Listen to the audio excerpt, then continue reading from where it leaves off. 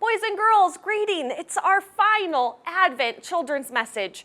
We're continuing to talk about baking, and we will be until Christmas. What's the difference between a pack of Oreos off the shelf and a batch of cookies made by someone special? It's the love that's inside each. With me today, I have one of my grandma or Meemaw's recipes for pecan sour cream coffee cake. Anytime we'd go to her house or she'd come to our house, one morning we'd wake up to the smell and the taste of her delicious coffee cake. She was also known for making cinnamon rolls from scratch and delicious sugar cookies, all her recipe. And this one's pretty special because the recipe is in her handwriting with her instructions.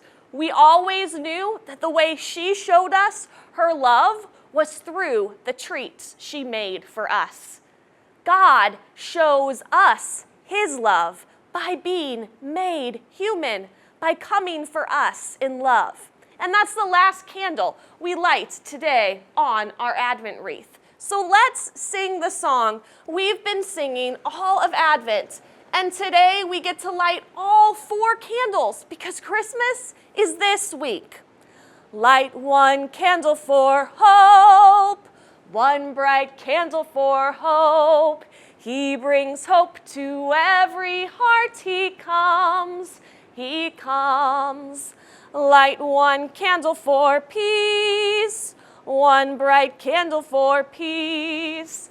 He brings peace to every heart. He comes, he comes. Light one candle for joy, one bright candle for joy. Every nation will find salvation in Bethlehem's baby boy. Light one candle for love, one bright candle for love. He brings love to every heart. He comes, he comes.